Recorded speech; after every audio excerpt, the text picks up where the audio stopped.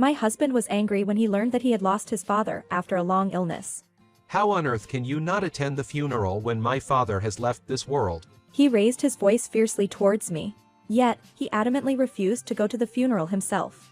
Without understanding his reason, on the day of the funeral, I witnessed him sitting in the chief mourner's seat next to a woman I didn't know. What on earth is happening? Who is that woman? I was confused and unsettled. However, I was about to discover a shocking truth. My name is Emily. I'm 30 years old, and my husband's name is Michael. We got married 3 years ago, and we don't have any children yet. Michael often has business trips and might only come home 3 days a week. On the days he's away, I immerse myself in my hobby of drawing comics. On his days off, we enjoy shopping or watching movies together. My mother-in-law passed away when Michael was young, and my father-in-law raised him and my sister-in-law by himself. At the beginning of our marriage, we used to visit my in-laws' house, which is about a 2-hour drive away, quite frequently. However, as my father-in-law fell seriously ill, we gradually reduced our visits. Oh, Dad doesn't want to show my wife his sick self, I guess. Since that conversation with Michael, I have been avoiding meeting my father-in-law.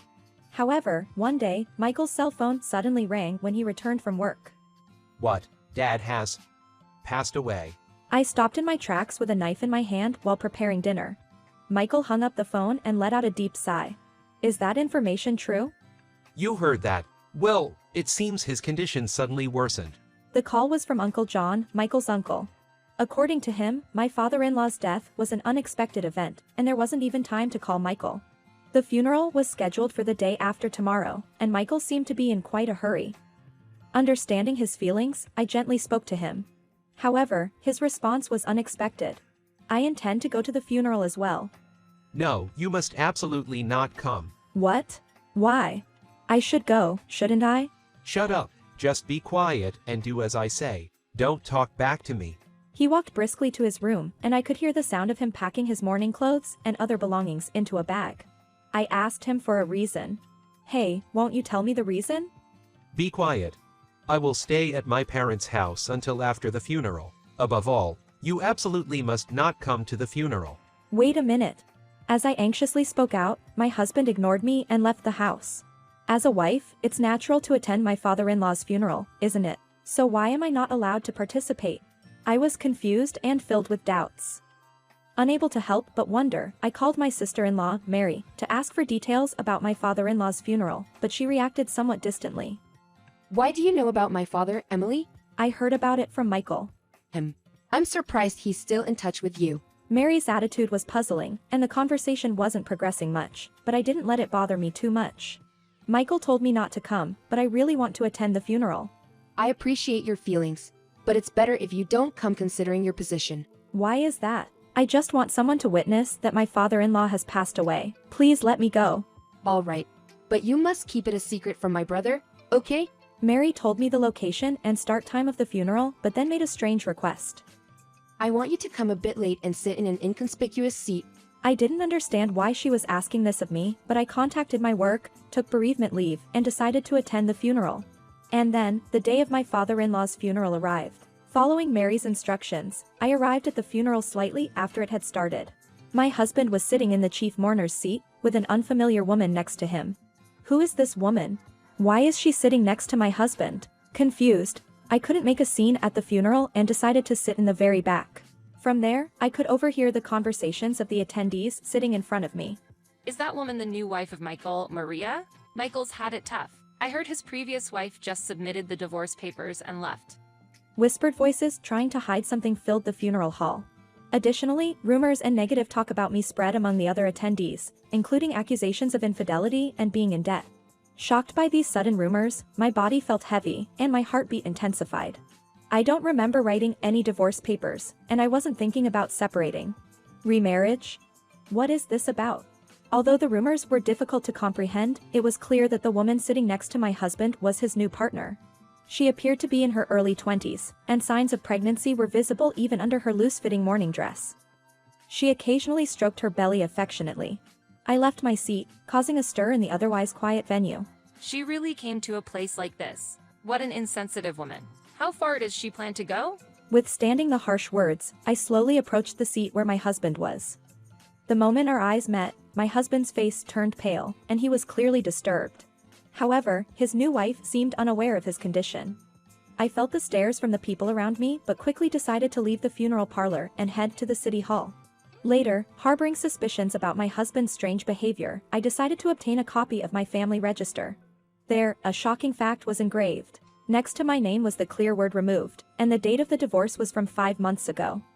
Rage enveloped me, my hands trembled, and my mind went blank. To submit a divorce paper on his own and remarry without telling me is unforgivable. At that moment, I decided to harbor thoughts of revenge against my husband. Several days passed, but my husband did not return home and did not contact me at all. He said he would stay at his parents' house until the funeral was over.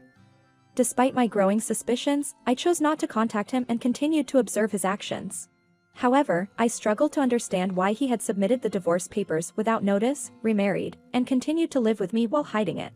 There must be some secret. Recalling my husband's past actions, I suddenly realized something and decided to hastily turn on the computer. A scene where my husband was secretly writing a blog on the computer in the middle of the night vividly came back to my mind. So, I began to harbor suspicions about his behavior and started to thoroughly track his footsteps. Utilizing the internet, I investigated his activities and found a blog. The title of the blog was King's Reckless Diary. Although there were no photos of my husband's face on the blog, there were several photos of his beloved car and the interior of our house. There was no doubt that this was my husband's blog. As I read through the blog posts, my husband's conspiracies and plans were detailed, and I felt a rage enveloping me. That's right. An idea for revenge on my husband flashed through my mind, and I decided to take action. I called Mary and another collaborator, shared the details of the plan with them, and began to prepare steadily. I looked forward to seeing how my husband would react. And then, the day to execute the plan arrived. I stood in front of the house of my husband and his new wife, my feelings a mix of tension and excitement. After a while, a delivery truck stopped, and the delivery man began unloading a large number of cardboard boxes. Maria, the new wife, was surprised and rushed out to the entrance. What is all this? Whose packages are these? And why are they collected on delivery? Darling, what is this? What happened? I witnessed my husband being called to the entrance, staring at the large number of boxes. Who sent this, I wonder? Michael checked the sender's name on the package, and the words ex-wife were vividly written there. At this moment, he changed his complexion and showed a restless behavior. Of course, this moment of surprise also wrapped me in a mix of tension and excitement. When he finished paying the COD charges without explaining himself, our eyes met perfectly, as I was hiding in the shadow of a utility pole. Unlike my husband's surprised expression, I smiled sweetly. Why are you here? I asked your sister, Mary, for the address. I answered confidently. Maria was all ears, showing great interest in our conversation. Nice to meet you, Maria. I'm Michael's ex-wife, the one who sent this package. Huh? I'm sorry to surprise you. Actually, this man filed for divorce without telling me and remarried 5 months ago, leaving me behind. As I presented a copy of the family register, Maria was perturbed but carefully chose her words. Let's not cause a neighborhood disturbance. I was invited into the house and led to the living room. Michael sat next to Maria, and ignoring his trembling shoulders, I started talking. Maria, when did you start dating this man? About a year ago. He said he was single. I can't believe this. I see. So, not only did he deceive me, he deceived you too. Michael laughed off the situation and argued back. Well, it's a misunderstanding. Just a little misunderstanding, right? However, I couldn't hold back my anger. Filing for divorce without my consent and remarrying is something I can never forgive. Therefore, I'm going to claim $30,000 for alimony. You have been cheating too, so I think it's only fair. What do you think? Michael argued back. Why do I have to pay such a large amount of money? I was shaking with anger and exasperated by his attitude.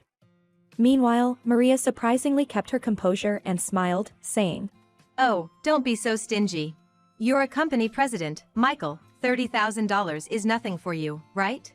I couldn't help but burst into laughter at her words. While she looked puzzled by my reaction, a curious expression appeared on her face.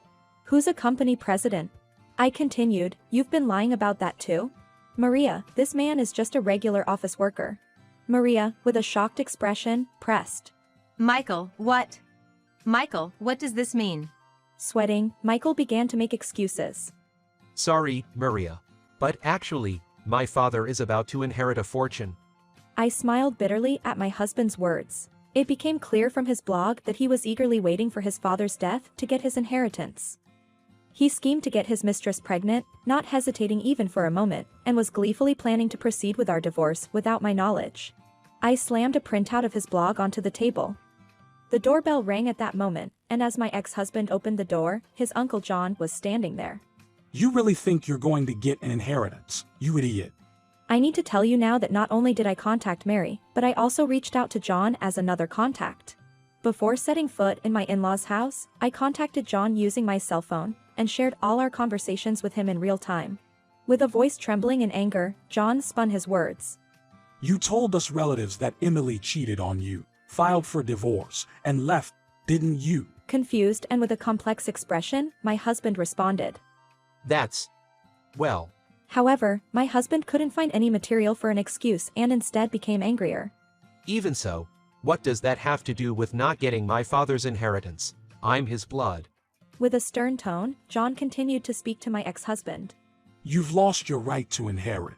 That's completely unrelated to the whereabouts of the inheritance.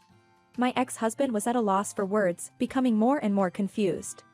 What do you mean? According to what I heard from my uncle, my husband had been frequently visiting his parents' house while his father was alive, begging for money. When he was rejected, he would spew words of blame or sometimes even resort to violence. His father, realizing he was running out of time, hurriedly proceeded with the legal procedure of a disinheritance to take away my husband's inheritance rights. His voice was a mix of despair and impatience, growing increasingly stronger. Wait a minute, so I'm not getting any money at all. I've racked up debt because I've been counting on my father's inheritance to bail me out. What am I supposed to do now? I answered him in a calm tone. That's just the bed you made. Meanwhile, John continued to point out sternly. Your father wanted you to become a responsible person. He thought it was better not to give you money for that reason. Can't you understand his feelings? Desperately, my husband continued to protest. So, I'll become serious. Just give me the inheritance. Despite the persuasions of me and John, Michael's selfish attitude showed no sign of changing. I couldn't help but feel disgusted, and Maria, Michael's mistress, shared the same sentiments. Fueled by anger, Maria raised her voice. I got with you because you said you were a company president. I have no use for a poor man. Desperately, Michael pleaded. Maria, please don't say that. Our baby is about to be born, you know. However, she sighed deeply and glared at Michael with cold eyes. She spoke with gravity in her words. I will give birth to this child and raise it myself. All you need to do is pay alimony and child support. Michael continued, tears streaming down his face. Don't say that. Please forgive me, Maria. Don't mess with me. My voice was trembling with anger, and my pent-up emotions burst out. I was furious at my husband's irresponsibility and selfish behavior. Witnessing my husband clinging to my feet and crying, I shook him off with force, leaving the scene with my Uncle John. Later, I heard from Mary that my ex-husband had been dumped by Maria, and was forced to pay $18,000 in alimony and $450 in child support each month. Moreover, he faced the massive expenditures I had claimed in alimony $30,000, and the mortgage for the house he had shared with Maria. He was cornered, forced to work from morning till night, and his life was extremely tough. On the other hand, I am enjoying my free life. I have built a friendship with my former sister-in-law Mary, and she occasionally stays at my house, providing me with delightful moments. Moreover, the manga based on my ex-husband's blog that I posted on social media received an astonishing response, garnering support from many people. As a result, I received an offer to publish my manga, opening doors to new possibilities. I am even looking forward to thinking of a title for the manga, truly relishing my days.